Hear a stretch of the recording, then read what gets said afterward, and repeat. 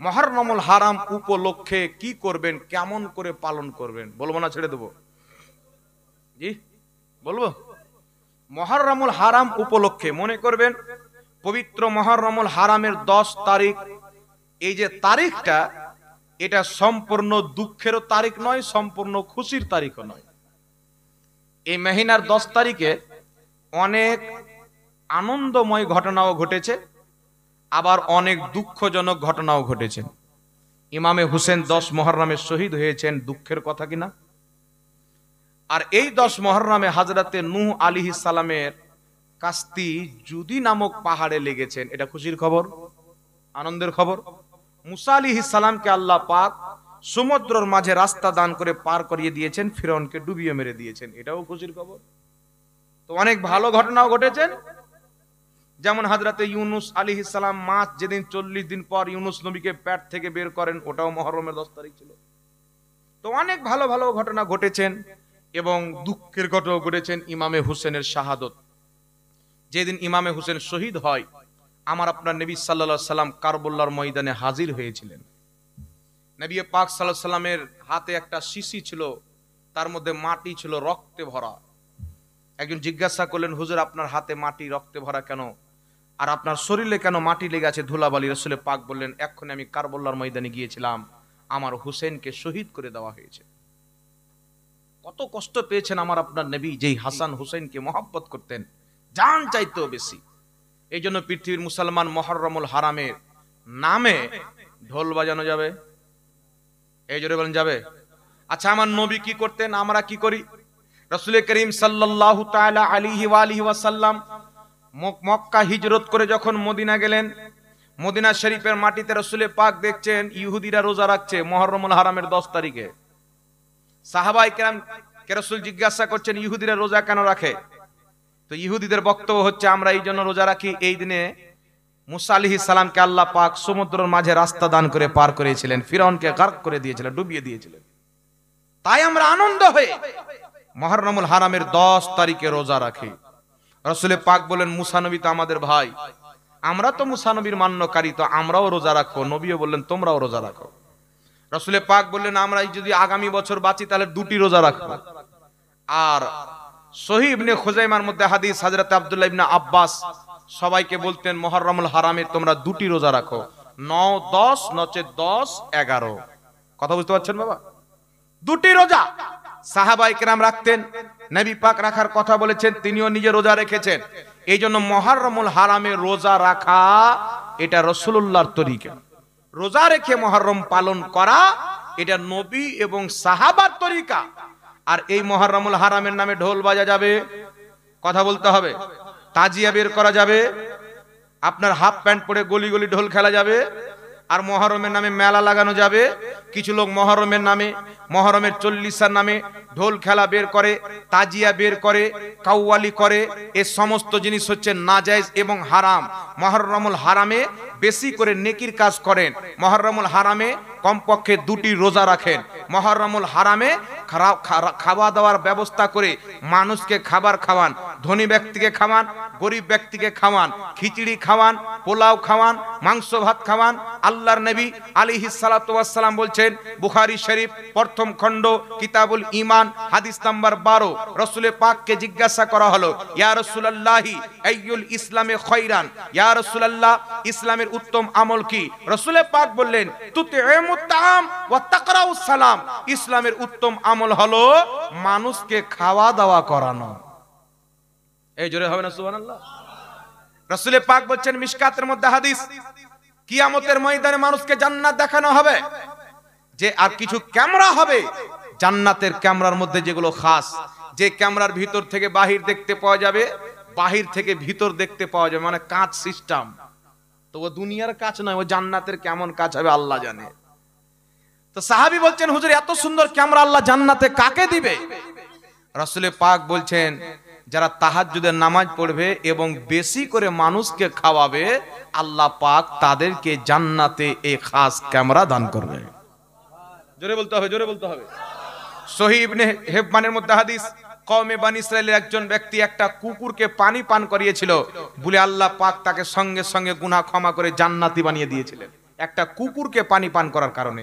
এই জন্য মুহররমুল হারামে শরবত পান করান, মানুষকে পানি পান করান, সারা পৃথিবীকে দেখিয়ে দেন ইয়াজিদ হুসেনের জন্য পানি বন্ধ করেছিল। আমরা হুসেনের মান্যওয়ালা গোটা দুনিয়াকে পানি এবং শরবত পান করিয়ে তাদের পিয়াস বুঝাচ্ছি। সুবহানাল্লাহ বলে। আমরা ইয়াজিদদের মতন খাবিস নয়, আমরা হচ্ছে ইমামে হুসেনের গোলাম। এই জন্য পৃথিবীর মুসলমান খিচুড়ির কিছু আবার মোল্লা আছে বলছে মহরমে খিচুড়ি করা বিদত। খিচুড়ি আবার কি দোষ করলে রে?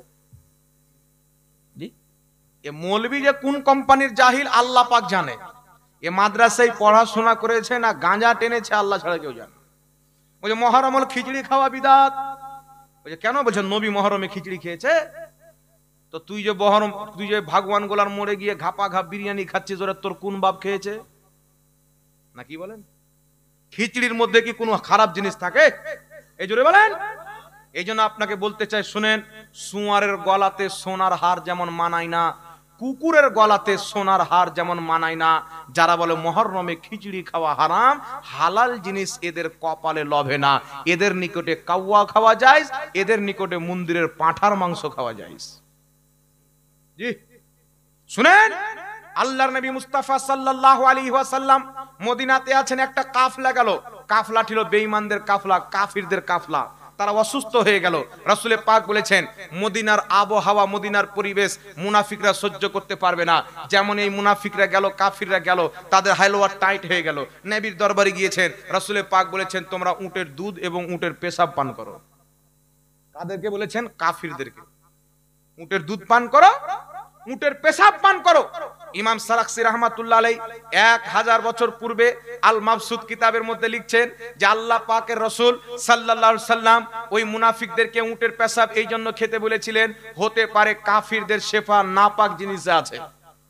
কাফিরদের জন্য শেফা, মুনাফিকদের জন্য শেফা, ইসলামের দুশমনের ওষুধ আল্লাহ ওই নাপাক জিনিসে রেখেছিলেন।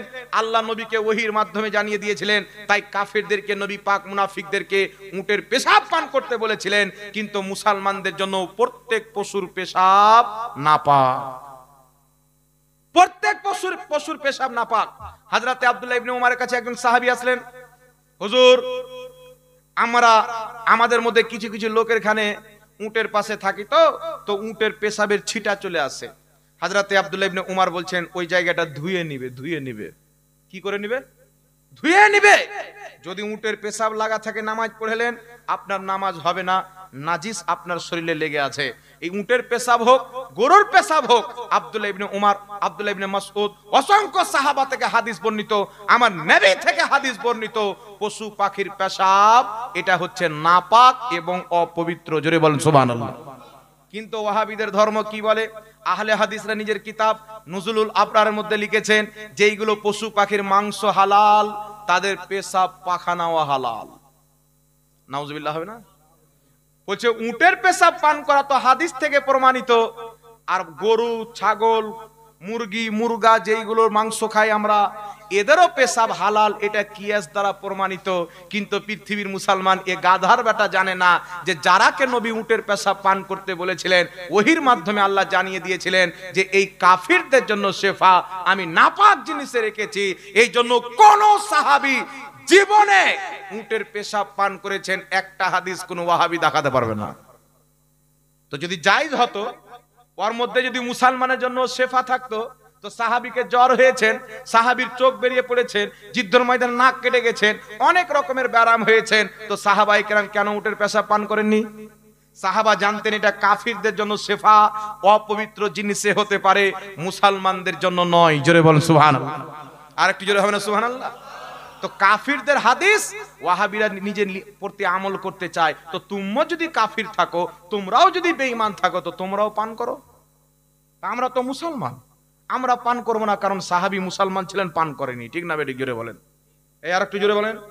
তো এদের নিকটে উটের পেশাব পান করা যায়, গরুর পেশাব পান করা যায়, বকরির পেশাব পান করা যায়, এদের গোবর, লাদি এগুলো খাওয়া যায়। শুধু তাই নয়, পৃথিবীর মুসলমান নুজুলুল আবরার কিতাবের মধ্যে লিখেছে এবং ফাতাওয়া আহলে হাদিসের মধ্যে আহলে হাদিসদের ইমাম আব্দুল্লাহ রুপড়ি কিতাবের মধ্যে লিখেছে যে মানুষের বীর্য পর্যন্ত পাক। জোরে বলেন নাউজুবিল্লাহ। আর একটু জোরে হবে নাউজুবিল্লাহ। তো এদের নিকটে এতগুলো নোংরা জিনিস পাক, খেলে মানুষ খেতেও পারে, আর দেওবন্দীদের কিতাব ফাতাওয়া রশিদিয়ার মধ্যে লিখেছে মন্দিরের প্রসাদ, মন্দিরের পরাঠা এই সবগুলি মুসলমানদের জন্য খাওয়া যায়। আরো অন্য কিছু জিনিস যদি দেয়, অর্থাৎ জয়মা কালী বলে যে পাঠা জবাই করা হয়, এর মাংস যদি কেউ পাঠায় এটাও খাওয়া যায়। আল্লাহ বলছেন কোরআন পাকে, যে জানোয়ার জবাই করা আমার নামে হয় না, ওর মাংস খাওয়া মুর্দার মুসলমানদের জন্য হারাম। তো হারামকে এরা বানিয়ে নিয়েছে হালাল। তো মন্দিরের প্রসাদ তোমরা খাও, ইমাম হুসেনের ইসালে সওয়াবের খিচড়ি আমরা খাই। ঠিক না? ঠিক জোরে বলেন। এই জন্য খবরদার, এ মুত খানেওয়ালা, পায়খানা খানেওয়ালা, কাছুয়া খানেওয়ালা, গুই সাপ। মশলাটা বলে দিই, বুখারী শরীফের মধ্যে একটি হাদিস আছেন। তো রাসূল পাকের সামনে সাহাবাই কেরাম মাংস নিয়ে আসলেন। তো আল্লাহর নবী তুলে খেতে যাবেন, সাহাবী বলছেন হুজুর এটা গুই সাপের মাংস, সান্ডা যাকে বলা হয়, নাকি বাংলাদেশ সান্ডা বলে না? সান্ডা, হ্যাঁ সান্ডা যাকে বলা হয়, গুই সাপ। তো রাসূল পাক যখন শুনলেন গুই সাপের মাংস, নবী রেখে দিলেন। তো সাহাবাই কেরাম প্লেটটা নিয়ে খেতে আরম্ভ করলেন। নবী দেখতেছিলেন। নবী বললেন না আমার দেশে চলেন, আমি খাবো না। রাসূল পাক খেলেন না। এই হাদিস নিয়ে বলে নবী খাননি, তবে সাহাবা খেয়েছেন, নবী নিষেধ করেননি। মানে খাওয়া জায়েজ, আপনি না চাইলে নাও খেতে পারেন, মানে খাওয়া জায়েজ আছে। এই জন্য বলা হয় ওয়াহাবি হলো কুয়ার ব্যাঙ।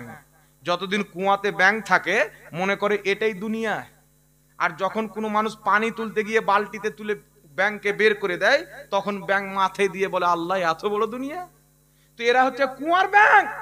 আবু দাউদের মধ্যে হাদিস, রাসূল পাক সাল্লাল্লাহু আলাইহি ওয়াসাল্লাম বলেছেন তোমাদের জন্য গুই সাপ এবং সান্ডা খাওয়া আমি মুস্তাফা নিষেধ করে দিলাম। জোরে বলেন সুবহানাল্লাহ। তো নবী পাক পরে নিষেধ করে দিয়েছেন, তাহলে পূর্বের হাদিসে আমল চলবে? চলবে। কিন্তু আল্লাহ পাক কোরআনে বলেছেন আমি তোমাদের জন্য সমুদ্রের প্রাণী হালাল করলাম। আল্লাহ কোরআন পাকে বলেছেন তোমাদের জন্য সমুদ্রের প্রাণী হালাল করলাম। এই ব্রাদার, কোরআন পড়ে মানুষ গুমরা হবে, কোরআন পড়ে হেদায়েত পাবে। পূর্বের মুহাদ্দিস ফকিহদের মাধ্যমে যারা কোরআন বুঝবে তারা হেদায়েত পাবে, আর যারা নিজে নিজে বুঝবে তারা পথভ্রষ্ট হবে। যেমন আওয়াজ ছিল তেমন করেন, যেমন আওয়াজ ছিল তেমন করেন। যারা নিজে নিজে কোরআন পাকের ব্যাখ্যা করতে যাবে 2025 সালে মডেল ব্যাখ্যা, তারা পথভ্রষ্ট হবে। আল্লাহ বলেছেন সমুদ্রের প্রাণী তোমাদের জন্য হালাল করলাম। ফুকাহায়ে কেরাম বলছেন সমুদ্রের প্রাণী থেকে মুরাদ হচ্ছে একমাত্র মাছ, মাছলি, মাছ তোমাদের জন্য সমুদ্র হালাল করলাম। মাছ ব্যতীত যত রকম জিনিস সমুদ্র থাকে তোমাদের জন্য সব খাওয়া হারাম বা নাজায়েজ। কথা বুঝে আসছে গেছে না বাবা? তো আল্লাহর বলার উদ্দেশ্য হচ্ছে সমুদ্রের প্রাণী হালাল করলাম মানে মাছ। আর এরা নতুন ব্যাখ্যা কি করছে, যে যত কিছু আছে সমুদ্রের মধ্যে যদি সাপ থাকে সেটাও খাওয়া যায়, সমুদ্রের মাঝে যদি শুঁয়ার থাকে সেটাও খাওয়া যায়, সমুদ্রের মাঝে যদি কুকুর থাকে এদের নিকটে সেটাও খাওয়া যায়। তো কুত্তা বিল্লি খানেওয়ালা, পেশাব পাখানা খানেওয়ালা ইমামে হুসেনের হালুয়া খাবে না, শাবে বারাতের হালুয়া খাবে না, মুহররমের খিচড়ি খাবে না, 12 রবিউল আউয়ালের মাংস ভাত খাবে না। এইগুলো পবিত্র জিনিস আল্লাহ সুন্নিদের কপালে লিখেছে। এই জোরে হয় না সুবহানাল্লাহ?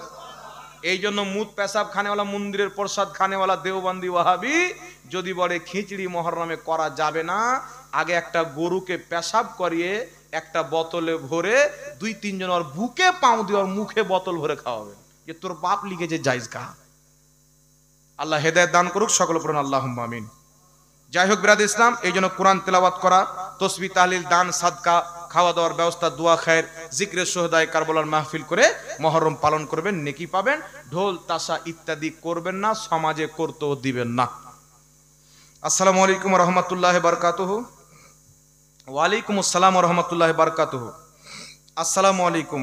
ওয়ালাইকুম আসসালাম। গরু ছাগলের ভুঁড়ি খাওয়া যাবে কিনা, এ মাসলা সবাই জানে এখানে? যে জানে না, সবাই জানে কি জানে না? সবাই জানে নামাজ পড়া ফরজ, কিন্তু পড়ে না, মৌলবীকে বারবার বলতে হয়। তো সবাই জানে ভুঁটি খাওয়া শরীয়তের নিষেধ, কিন্তু বারবার বলতে হয়। এই ভুঁটি খাওয়ার পিছনে সবচাইতে বড় অনুদান হচ্ছে আমার মা বোনদের। বুঝতে পারছেন? একটা পুরুষকে যদি ভুঁড়ি দেন, যে খাসির ভুঁড়ি নিয়ে যান, একে গরম পানিতে ডুবিয়ে রাখবে বেশ কিছুক্ষণ, তারপরে উঠিয়ে চামচ দিয়ে হাত দিয়ে ওর উপরে যে নোংরা আবর্জনা আছে সব ছুটিয়ে কুচি কুচি করে কেটে আবার তেলে ভেজে রান্না করে খাবেন। তো পুরুষটা বলবো তোর গুষ্টি কি হয়েছে, এত লম্বা খাটি ভাগ খাবো না, নাকি বলে? কিন্তু মা বোনেরা, এদের তো লজ্জা শরম নাই বললি চলে, যেগুলো মা বোন ভুটি খায়, সব মা বোন নয়। এরা ওই ভুঁটি লিবে দিন মেনোয়ার পিছে লাগা থাকবে, গোবর টোবর ছুটা বাবার কুচি কুচি করে কাটবে। আল্লাহ এত সুন্দর গরুর রিড়ের হাড্ডি, সিনার হাড্ডি যাকে বলা হয়, কলিজা, সিনার হাড্ডি, হাত পাও, মাংস গোটা ছাগল দিয়ে দিয়েছেন। আর এগুলো মাংস ছাড়া যে ভুঁটি খাবে, ওর মতন কপাল পুড়ি কেউ আছে? এই জোরে বলেন, আছে? পেশাবের থলি খাওয়া হারাম, কারণ তাতে পেশাব থাকে অপবিত্র।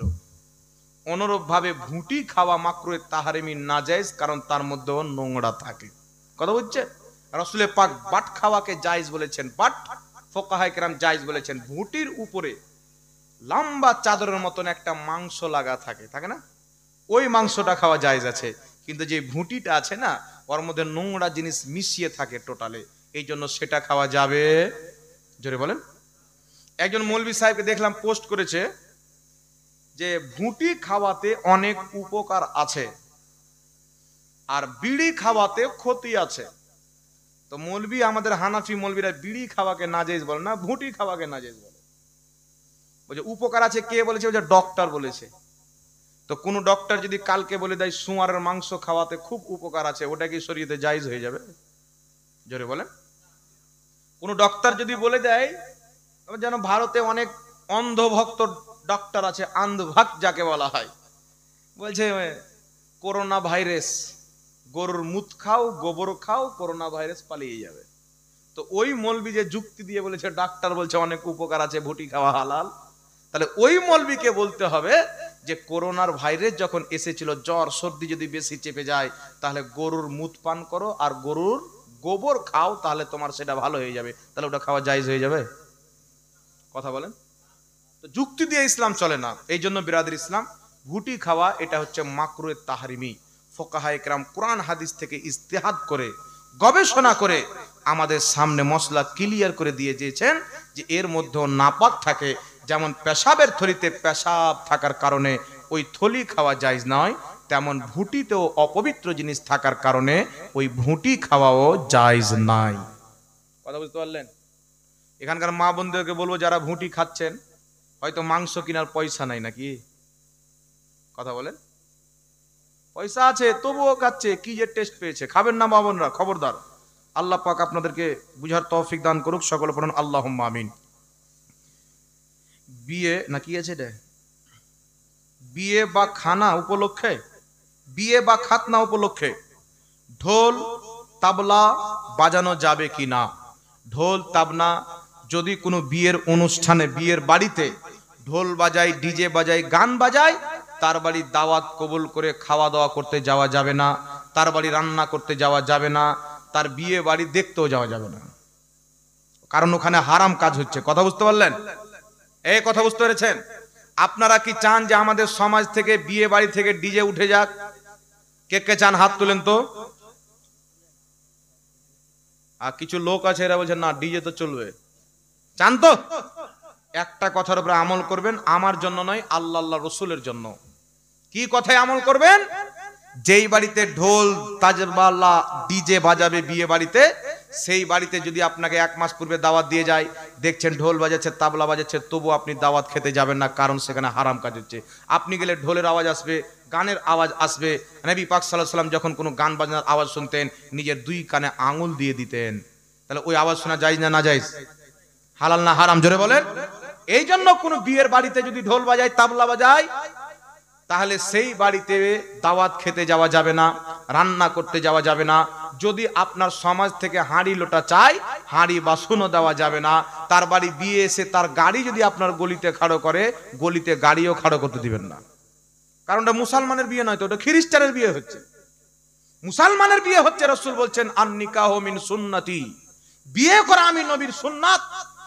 আর যেই বাড়িতে বিয়েতে ডিজে বাজনা, গান ড্যান্স হবে, তাবলা বাজবে, ওটা কি নবীর সুন্নাত না খ্রিস্টানের তরিকা? এই কথা বলেন। নবীর সুন্নাত না খ্রিস্টানের তরিকা? তো আপনি যদি আপনার ছেলে মেয়ের বিয়েকে ইহুদির তরিকায় পালন করতে চান, খ্রিস্টানের তরিকায় পালন করতে চান, হিন্দুর তরিকায় পালন করতে চান, আপনি গান বাজাবেন। আর যদি বলেন আমি মুসলমানের তরিকায় বিয়ে দেব, তাহলে নবীর সুন্নাতে আমল করতে হবে, গান বাজনা বাজানো যাবে না। বলেন না ইনশাআল্লাহ বাজাবো না? সবে হাত তুলে বলেন ইনশাআল্লাহ বাজাবো না। খাস করে যুবক ভাইরা, এরা আবার বিয়ে করবে তো 4 দিন আগে ডিজে আসবে, বুঝতে পারছেন? একটা যুবক নিয়ে যাচ্ছে বুলেট গাড়ি নিয়ে, তো রাস্তাতে দাঁড়িয়ে আছে তিনটা ছেলে, তো ওর সামনে গিয়ে দাঁড়িয়ে দিল সবাই বন্ধু, আর চুল কেটেছে বলিয়ে না, এখন আবার চুলের ডিজাইন এই দিক ফাঁকা এই দিক ফাঁকা, আর মিডিলে বাংলাদেশের ঢাকা। বুঝতে পারছেন? আমি যখন উত্তর দিনাজপুরে পড়তাম, তো ভোট বাংলাতে যখন ভোট আসে তো তহস নহস হয়ে যায়। তো ভোট এসে এইদিকে সিপিএম পার্টি এইদিকে কংগ্রেস পার্টি, তখন সিপিএম এর হুকুমত ছিল।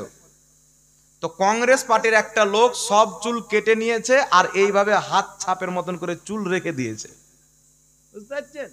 মানে ও কংগ্রেসের ভক্ত, চুল কেটেছে তো সব ফাঁকা আর মিডিলে হাত সিস্টেম করে রেখে দিয়েছে।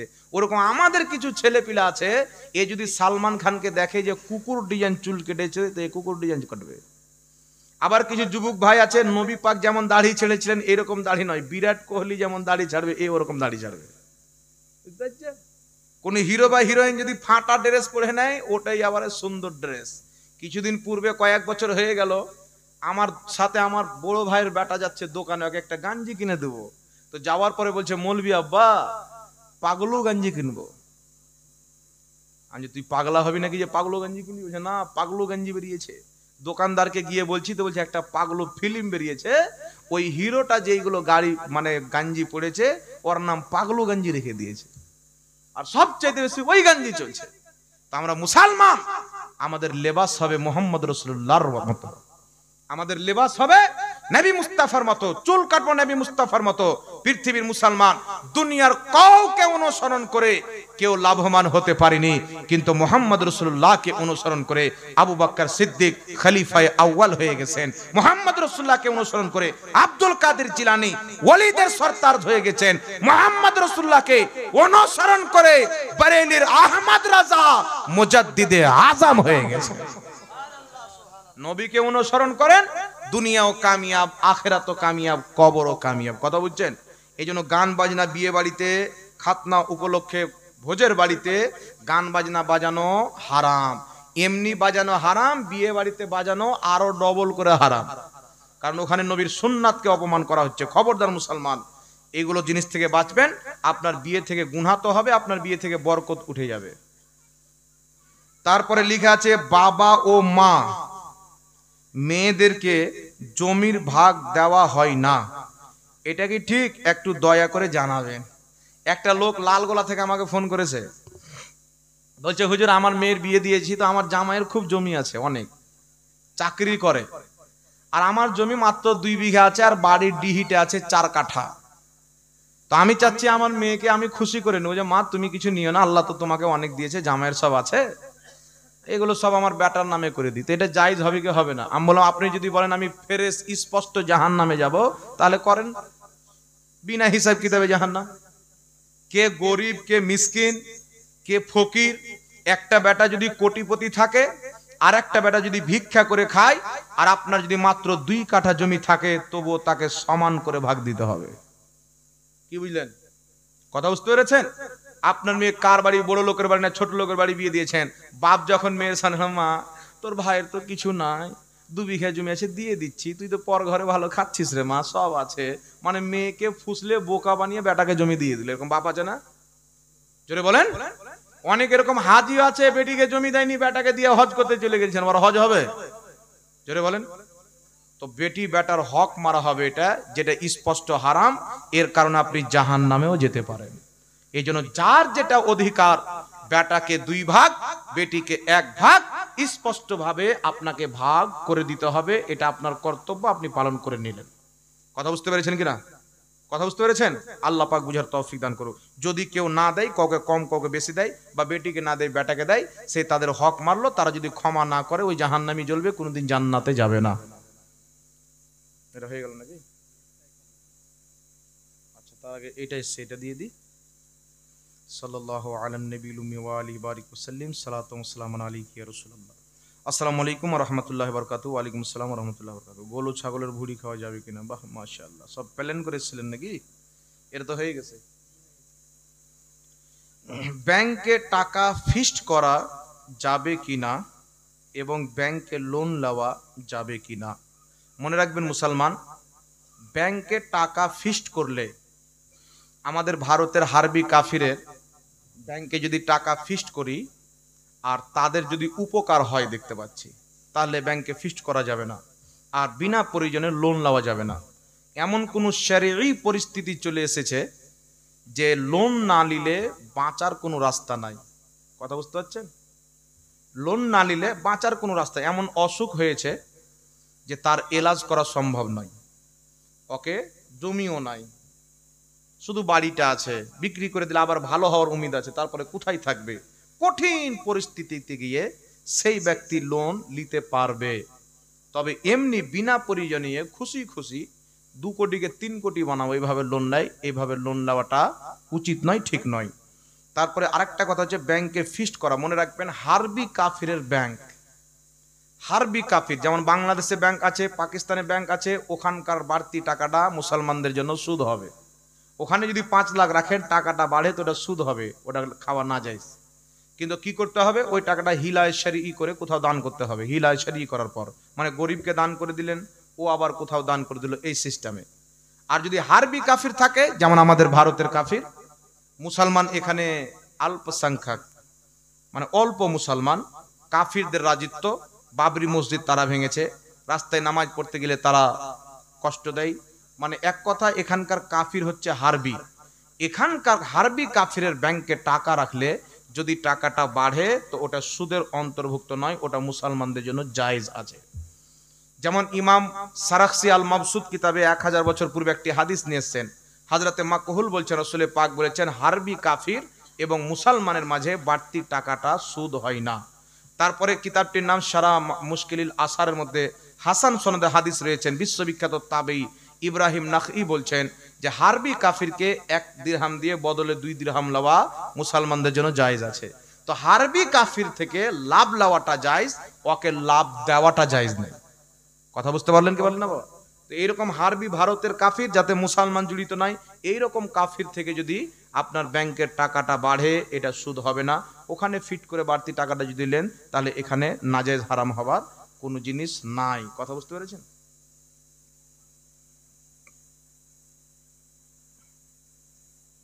কুরবানির গোশত হিন্দুরা চাইলে দেওয়া যাবে কিনা? দেখেন বিরাদ ইসলাম, কুরবানির মাংসর সম্পর্ক হচ্ছে ইবাদতের সাথে। কিসের সাথে? ইবাদতের সাথে। আর আমরা হিন্দুর সাথে, খ্রিস্টানের সাথে বা শিখদের সাথে সম্পর্ক রাখতে পারি, দেশ হিসাবে ব্যবসা করতে পারি, বিজনেস করতে পারি। বাড়িতে বিয়ে হচ্ছে, ভারতবর্ষের এই আছে, তো ওকেও দাওয়াত দিয়ে দিতে পারি, এগুলোতে নাজায়েজ হারাম হওয়ার কিছু নাই। তবে কুরবানির যেটা মাংস, এর সম্পর্ক হচ্ছে ইবাদতের সাথে, আর ইবাদতে তাদেরকে শামিল করা গায়ের মুসলিমকে, এটা যাবে না।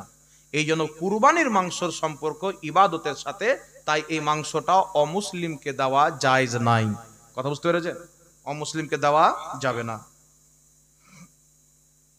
মোবাইলে নামাজ শিখে নামাজ পড়ানো যাবে কি না?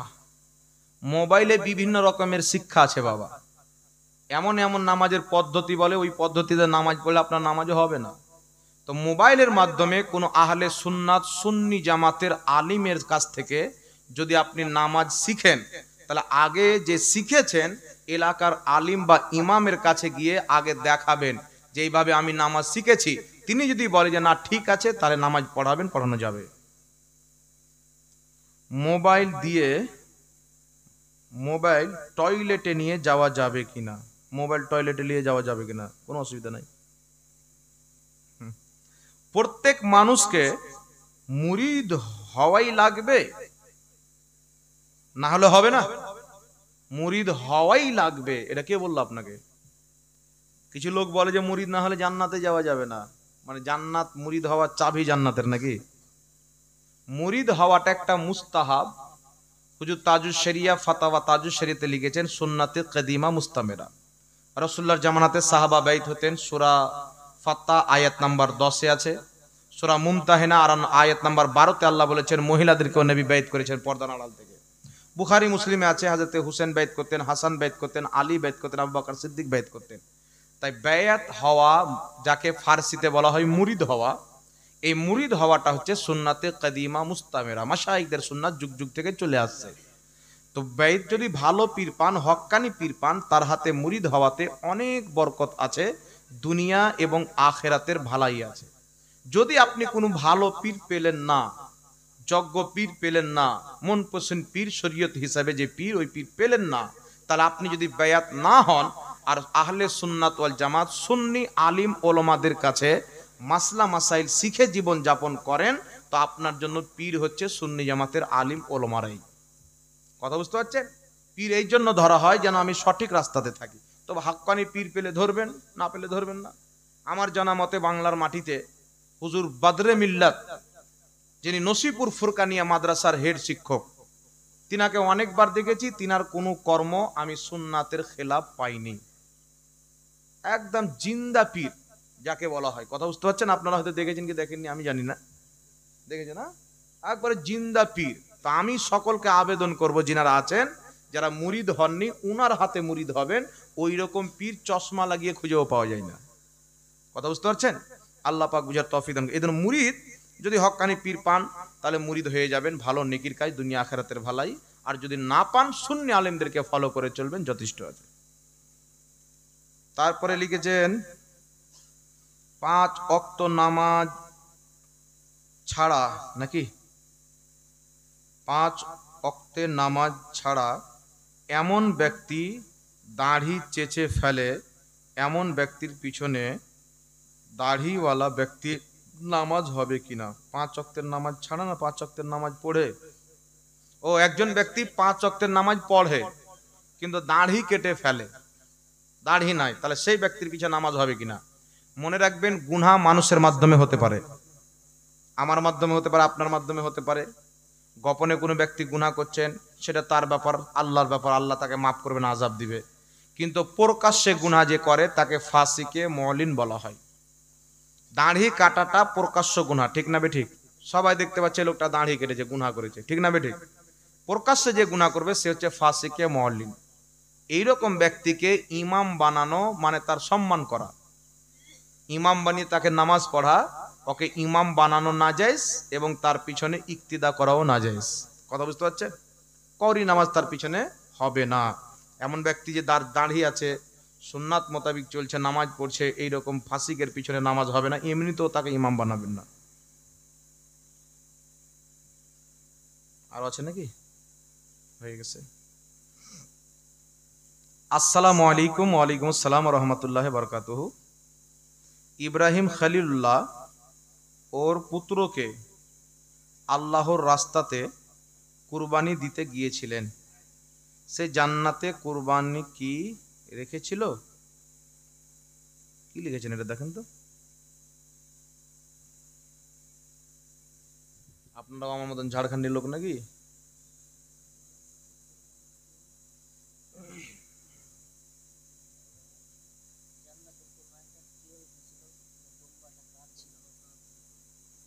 জান্নাত থেকে আল্লাহ পাক হযরতে জিবরিল আলাইহিস সালামের মাধ্যমে দুম্বা পাঠিয়েছিলেন, ওটাকে কুরবানি করা হয়েছিল। আর কিছু আছে নাকি? আর কিছু আছে? আসসালামু আলাইকুম। ওয়ালাইকুম আসসালাম। এটা কি আছে? লেখা যদি ভুল হয়ে থাকে তো ক্ষমা করবেন। আচ্ছা, ইব্রাহিম আলাইহিস সালাতু ওয়াস সালাম নিজের বেটাকে জবাই করতে গিয়েছিলেন, তো জান্নাত থেকে দুম্বা এসেছিল। তো দুম্বাটা কার ছিল? আল্লাহর ছিল। আল্লাহ পাক জান্নাত থেকে পাঠিয়েছে। জান্নাতে তো আমরা দুম্বা পুষে আসেনি, নাকি বলেন? তো জান্নাতি দুম্বা জিবরিল আলাইহিস সালামের মাধ্যমে আল্লাহ পাঠিয়েছিলেন, সেই দুম্বাকে জবাই করা হয়েছিল, কুরবানি করা হয়েছিল। ইসমাইল আলাইহিস সালামকে আল্লাহ পাক বাঁচিয়ে নিয়েছিলেন।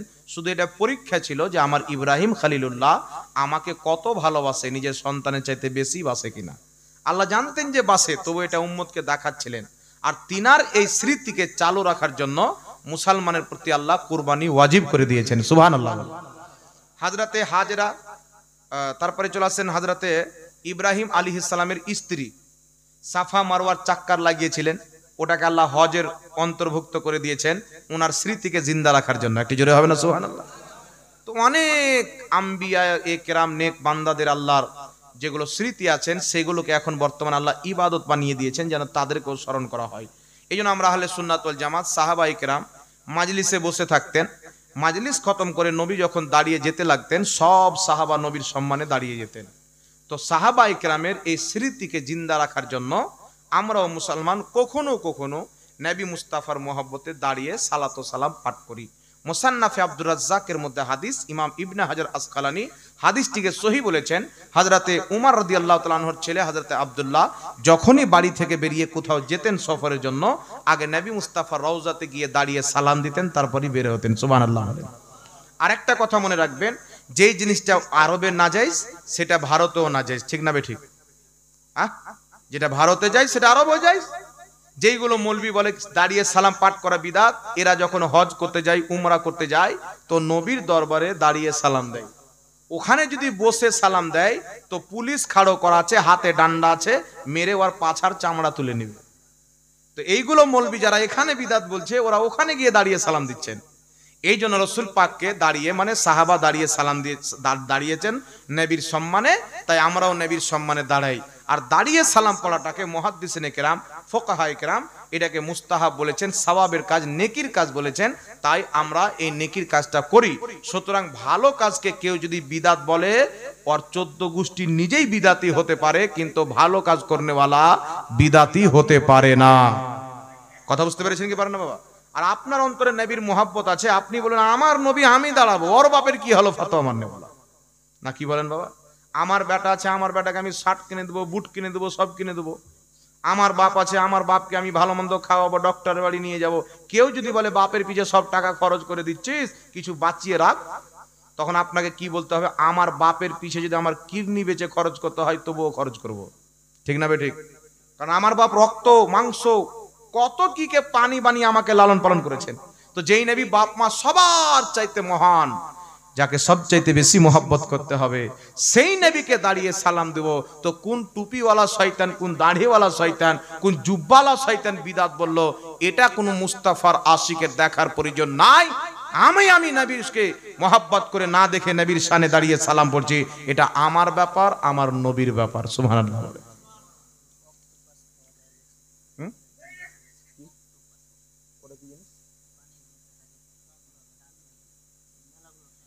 একমাত্র মাছ ব্যতীত, কাঁকড়া বলো ওকে, আমাদের দিকে মনে হয় কাঁকড়া বা ঝিঙাই, অক্টোপাস, আচ্ছা বুঝতে পেরেছি। না না ঠিক আছে ঠিক আছে, শুনেন, একমাত্র মাছ ব্যতীত সমুদ্রের অন্য কোনো প্রাণী খাওয়া জায়েজ নাই। কথা বুঝতে পারছেন?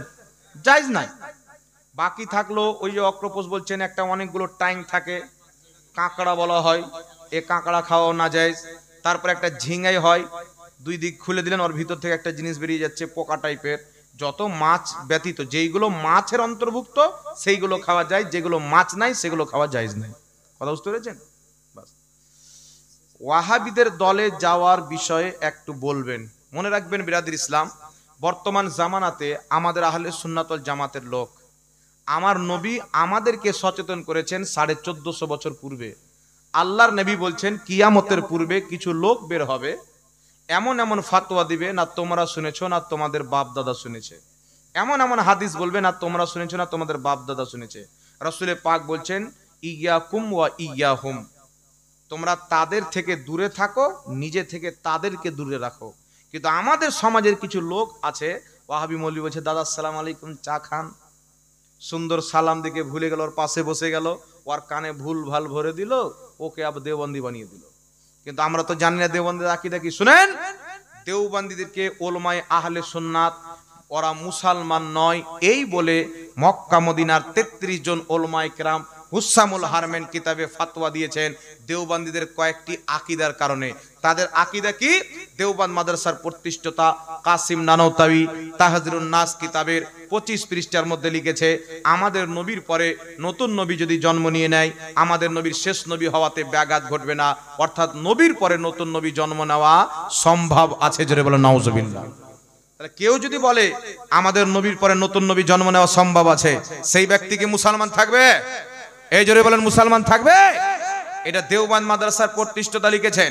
দেওবন্দি তবলিগি জামাতের মুজাদ্দিদ আশরাফ আলী থানভী হিফজুল ঈমান দেওবন্দের ছাপ 8 নম্বর পৃষ্ঠার মধ্যে লিখেছে, নবী পাকের যতটুকু জ্ঞান আছে ততটুকু জ্ঞান নবীর সমতুল্য জ্ঞান আল্লাহ প্রত্যেক বাচ্চাকে দিয়েছে, প্রত্যেক পাগলকে দিয়েছে, প্রত্যেক জীবজন্তু পশু পাখিকে দিয়েছে। নাউজুবিল্লাহ।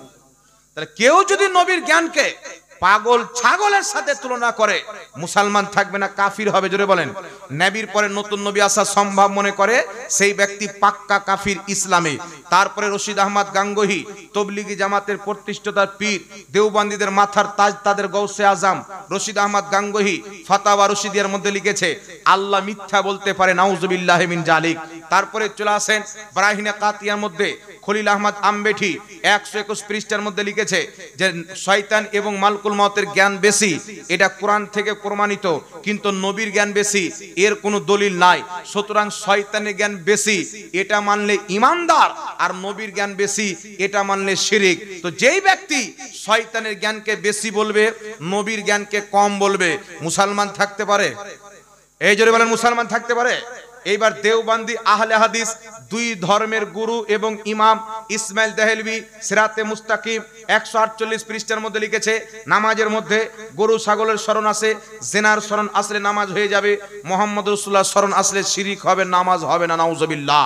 ইসমাইল দেহলভি তাকওয়াতুল ঈমান, আহলে হাদিস দেওবন্দীদের মাথার তাজ ইসমাইল দেহলভি তাকওয়াতুল ঈমান 50 পৃষ্ঠার মধ্যে লিখছে নবী মরে মাটির সাথে মিশে গেছে। 51 পৃষ্ঠার মধ্যে লিখছে নবীর সম্মান বড় ভাইয়ের মতো করতে হবে, বেশি করলে শিরিক হবে। ওই তাকওয়াতুল ঈমানের 32 পৃষ্ঠার মধ্যে লিখছে কিয়ামতের ময়দানে নবী উম্মতের কোনো উপকার করতে পারে না। এই জন্য পৃথিবীর মুসলমান আরো তাদের কুফরি আকীদা এবং শিরকি আকীদা থাকার কারণে তাদেরকে বাইকট করা হয়েছে। এই জন্য পৃথিবীর মুসলমান আসল বিদআত হলো যারা এইগুলো জঘন্য নতুন নতুন আকীদাকে পোষণ করেছে, এরাই হলো অরিজিনাল বিদাতি। আর বিদাতিকে বলা হয় বদ আকীদা। আর বদ আকীদার ব্যাপারে রাসূল পাক বলেছেন ওয়ালা তু জালিসুহুম ওয়ালা তু আকিলুহুম ওয়ালা তু শারিবুহুম ওয়ালা তু নাকিহুহুম। রাসূল পাক বলছেন ওয়াহাবি দেওবন্দি বদ আকীদাদের সাথে উঠা বসা করা যাবে না, সালাম করা যাবে না, বিয়ে শাদী করা যাবে না। রাসূল বলছে অসুস্থ পড়ে গেলে দেখতে যাওয়া যাবে না, মরে গেলে জানাজার নামাজও পড়তে যাবে না। একটু জোরে হবে না সুবহানাল্লাহ? এক জায়গাতে বললাম একটা লোক যে হুজুর আমি যে মেয়ে দিয়ে দিয়েছি তো কি করব, আমার মেয়ের 4টা-5টা বেটা। আমি বললাম একবার পায়খানা খেয়েছো আর ভবিষ্যতে খেও না। না কি বলবো? একবার ভুল করে দিয়েছো, ভবিষ্যতে করিও না। এই জন্য পৃথিবীর মুসলমান এইগুলো শুধু নোংরা আকীদা নয়। আমরা যদি ইয়া নবী সালামুন আলাইকা পাঠ করি বলবে বিদআত, আল্লাহুম্মা সাল্লি আলা বলবে দুরূদটা বিদআত। আর এরা কি দুরূদ লিখে রেখেছে জানেন? দেওবন্দীদের গুরু আশরাফ আলী থানভী নিজের কিতাব আল ইমদাদ 35 পৃষ্ঠার মধ্যে লিখছে তিনার একজন মুরিদ দুরূদ পড়ছে আল্লাহুম্মা সাল্লি আলা সাইয়্যিদিনা ওয়া মাওলানা নবিয়ানা আশরাফ আলী থানভী, অর্থাৎ আল্লাহ তুমি দুরূদ অবতীর্ণ করো সাইয়্যিদিনা আমাদের সরদার, মাওলানা আমাদের অভিভাবক, নবিয়ানা আমাদের দেওবন্দীদের নবী আশরাফ আলী থানভীর উপরে। আশরাফ আলী থানভীকে নবী বানিয়ে তারপর দুরূদ পাঠিয়েছে, তারা নাকি সহিহ আকীদার লোক। আর আমরা দাঁড়িয়ে ইয়া নবী সালামুন আলাইকা নবীর প্রতি দুরূদ পড়ে আমরা নাকি বিদাতি লোক। ওকে চামড়ার জুতা লিয়ে মারে কি মারে না? কথা বলেন। আর এও আহলে হাদিস বেরিয়েছে, এরা আবার বলছে এগুলো দুরূদ বিদআত, কোনো হাদিসে নাই। আহলে হাদিসদের গুরু ভারত, বাংলাদেশ, পাকিস্তান, অখণ্ড ভারতের সমস্ত আহলে হাদিসদের আপন রুহানি বাপ, তাদের মাথার তাজ নবাব সিদ্দিক হাসান খাঁ ভোপালী নিজের কিতাব খায়রাতুল খায়রাত, এই কিতাবটি আমার কাছে রয়েছেন। এই কিতাবের মধ্যে কি লিখছেন? একদিন শুক্রবারে বিশাল একটা মসজিদের মেম্বারে আহলে হাদিসদের ইমাম সিদ্দিক হাসান খুতবা দিতে গিয়ে বলছেন লা ইলাহা ইল্লাল্লাহ হযরতে শয়তান আলাইহিস সালাতু ওয়াস সালাম। নাউজুবিল্লাহ বলবেন না? শয়তানের নামের কলমা পাঠ করলো আর বললো আলাইহিস সালাতু ওয়াস সালাম, মানে শয়তানের প্রতি দুরূদ, শয়তানের প্রতি সালাম। তো তুই শয়তানকে সালাম দিয়ে পাক্কা মুসলমান, আর আমরা নবীকে ইয়া নবী সালাম আলাইকা পাঠ করলে বিদআত। তোর বিদআত তোর কাছে রাখ, হারাম কর। না কি বলেন? এই জন্য আমাদের সামনে বসতে আসবে না বাবা, এগুলো পাটারা খুলবে, পাবলিক বলবে শালা শয়তানের প্রতি দুরূদ লিখেছে, কিসের মুসলমান? আর নবীর প্রতি দুরূদকে বলছে বিদআত। এর নাম হলো ওয়াহাবি। এ শয়তানের প্রতি দুরূদ তো এরা পড়বে, নবীর দুরূদকে বিদআত বলবে। এদের মৌলবীর সম্মানে দাঁড়াবে। বাংলাদেশে কিছু জাহিল মৌলবী আছে, যখন সাইদি মারা গেল তো সাইদির শানে জালসা শেষে দাঁড়িয়ে বলছে আমার সাইদি তোমাকে সালাম, ও আমার শিল্পী তোমাকে সালাম। মানে সাইদি ওর বাপ তোকে দাঁড়িয়ে সালাম দেওয়া জায়েজ, নবীকে দিলেন না জায়েজ। তারা নবীর শরীয়ত মানে না আব্বা হুজুরের শরীয়ত মানে? আপনারাই বিচার করেন। এই জন্য খবরদার মুসলমান, এদের চুঙ্গল থেকে বাঁচবেন। সমাজের মধ্যে কোনো ব্যক্তি যদি দেওবন্দি লাইনে চলে যায়, সমাজের মণ্ডল মাতাবের প্রতি ফরজ আছে, নচেত কিয়ামতে তারাও জাহান্নামী হবে। তাদেরকে নিয়ে বসে আমাদের আহলে সুন্নাতের বিজ্ঞ আলিমকে ডেকে ওয়াহাবিদের যে নোংরা আকীদা তাকে দেখিয়ে তাদের জাহান্নামী পথ থেকে তাকে যেন বাঁচানো যায়, প্রত্যেক মুসলমানের প্রতি ফরজ। আর দেখার পরেও যদি না মানে তাহলে তার সাথে সমাজের কোনো সম্পর্ক থাকবে না। মুসলমানের কবরস্থানে সে মরলে তাকে দাফন করাও জায়েজ হবে না। কারণ যারা দেখার পরেও মানে না এরা মুসলমান নয়, এরা হচ্ছে আবু জেহেল। চাঁদ দুই টুকরা হচ্ছে মানতে পারে না, সূর্য ফিরে আসছে আবু জেহেল মানতে পারে না, মুঠে পাথর কলমা পড়ছে দেখার পরেও না মানা, এটা আবু জেহেলের তরিকা। আর না দেখেও মেনে নেওয়া আবু বকর সিদ্দিকের তরিকা। কথা বুঝতে পেরেছেন? এই জন্য সমাজে একটা যদি দেওবন্দি হয় ওকে নিয়ে বসবেন, কোন মুফতির মৌলবি না আসলে আমাকে ফোন করবেন, আমি বিনা পয়সাতে নিজের ভাড়াতে আসবো ইনশাআল্লাহ। গোটা সমাজের লোক বসবেন, একটা ছোট্ট মাইক ফিটিং করবেন, সে কি দেখতে চায়, কত কি দেখতে চায়, কোরআন হাদিস ইজমা কিয়াস দ্বারা তাকে দেখিয়ে বুঝিয়ে যাব। যত 2 দিন লাগে 3 দিন লাগে তবুও তাকে আমরা বুঝাবো। আর দেখার পরেও যদি না বুঝতে চাই ওকে মসজিদে ঢুকতে দেওয়া জায়েজ নয়, কারণ সে মুসলমান নয়, তার প্রতি নামাজ ফরজ নাই। কথা বুঝতে পারছেন বাবা? আপন বাটা যদি হয়ে যায় তাকেও তালাক দিতে হবে, বাপ যদি হয়ে যায় তাকেও তালাক দিতে হবে। আল্লাহর স্পষ্ট ফরমান, লা তাত্তাখিজু আবাআকুম ওয়া ইখওয়ানাকুম আউলিয়া। আপন বাপ হোক ভাই হোক, ঈমান আনার পর কুফরিকে যদি পছন্দ করে তার সাথে তোমাদের কোনো আপোষ নাই। আল্লাহকে মানেন কি মানেন না? কোরআন মানেন কি মানেন না? জোরে বলেন। যাই হোক, আল্লাহ পাক বুঝার তৌফিক দান করুক। সকলে পড়ুন আল্লাহুম্মা আমিন। আর কোন প্রশ্ন আছে নাকি? কি আছে রে?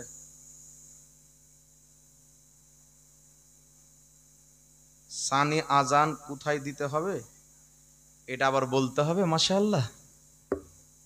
দেখেন বিরাদর ইসলাম, সানি আজান, এটা আজান দেওয়ার স্থান হচ্ছে 3টি। আবু দাউদ শরীফের মধ্যে সহিহ হাদিস, তাফসিরে জালালাইনের মধ্যেও সহিহ হাদিস। রাসূল করিম সাল্লাল্লাহু আলাইহি সাল্লামের যুগে, আবু বকর সিদ্দিকের যুগে, উমর ফারুকের যুগে আজান হতো কোন জায়গায়? হাদিসের শব্দ আলা বাবিল মসজিদ। যখন রাসূল পাক মিম্বারে বসতেন খুতবা দেওয়ার জন্য, তখন মসজিদের দরজা থেকে তিনি আজান দিতেন। সুবহানাল্লাহ বলেন। আর কিছু হাদিসে আছে যে ইনদাল মসজিদ, মসজিদ ইনদাল খাতিব, মানে ইনদাল খাতিব মানে কি হচ্ছে যে খাতিবের সামনে, অর্থাৎ ইমাম খুতবা দিতে বসতেন, বক্তব্য দিতে, তার সামনে আজান দিতেন। তো তার সামনে দরজাতে দিতেন, তার সামনে একবারে কাতারে নয়। কথা বুঝতে পারছেন কি পারেন না? এই জন্য মসজিদের ভিতরে আজান দেওয়া, এটা আমার মতন মৌলবি কি বলবে, ফাতাওয়া কাজী খার মধ্যে লেখা আছে, পিওর আরবি, মিশর থেকে প্রকাশিত, লা ইউআজ্জিনু ফিল মসজিদ, মসজিদের মধ্যে কোনো আজান নেই, মসজিদের মধ্যে আজান দেওয়া যাবে না। ইমাম ইবনুল হাজ আল মাদখাল কিতাবের মধ্যে লিখেছেন আজান দেওয়ার স্থান হচ্ছে 3টি। এখানে একটা পয়েন্ট আপনাকে বলে দিই যে ওই জামানাতে আজান হতো মুখে, এখন আজান হয় মাইকে। তো তিনারা এমন জায়গাতে আজান দিতেন যাতে যত দূর আওয়াজ যাবে তত বেশি ভালো। তাই হযরতে বেলাল মদিনাতে একটা মহিলার ছাদ, বাড়ির ছাদের উপর আজান দিতেন, কেউ মিনারাতে আজান দিতেন, তারপরে কেউ আপনার মসজিদের গেটে আজান দিতেন। এই জন্য ইমাম ইবনুল হাজ লিখতেছেন যে আজান দেওয়ার স্থান হলো 3টি, মিনারা, ছাদ, মেম্বার, এই মিনারা, ছাদ এবং মসজিদের দরজা, এই 3টি। আর 3টি জায়গা বাদ দিয়ে মসজিদের ভিতরে আজান দেওয়া, ইমাম ইবনুল হাজ আল মাদখাল কিতাবের মধ্যে লিখছেন বিদআতে সাইয়্যাহা, অর্থাৎ নিকৃষ্ট বিদআত। আর হানাফি মাযহাবের ফিকহের কিতাবের মধ্যে লেখা আছে যে মসজিদের ভিতরে আজান দেওয়া মাকরুহে তাহরিমি। কি বাবা? মাকরুহে তাহরিমি, অর্থাৎ গুনহার কাজ। এই জন্য মসজিদের ভিতরে আজান হবে না, আজান হবে মসজিদের দরজাতে বা ছাদের উপরে বা মিনারাতে বা মসজিদের বাইরে কোনো স্থানে দিলেও আজানটা হবে, কিন্তু ভিতরে দেওয়া নিষেধ আছে। একবার দুরূদ শরীফ পাঠ করেন, আল্লাহুম্মা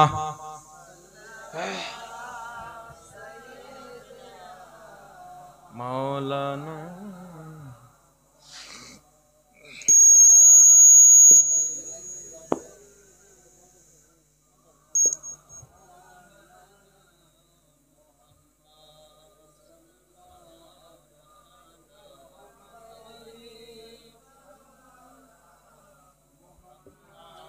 हरदम ज़बां से निकालो पाक नामे,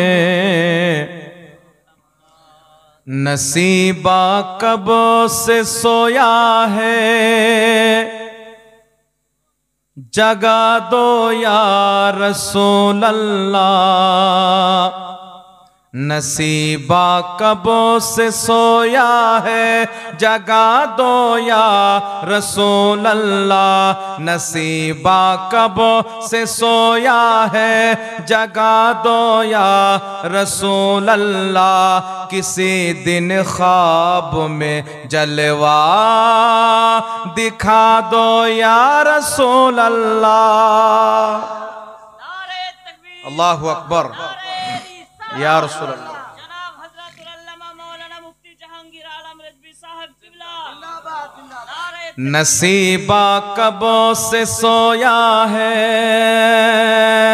नसीबा कब से सोया है, जगा दो या रसूल अल्लाह। नसीबा कब से सोया है, जगा दो या रसूल अल्लाह। किसी दिन ख्वाब में जलवा, किसी दिन ख्वाब में जलवा दिखा दो या रसूल अल्लाह। किसी दिन ख्वाब में जलवा दिखा दो या रसूल अल्लाह। मैं डूबा हूँ गुनाहों में, मुझे ले लो पनाहों में।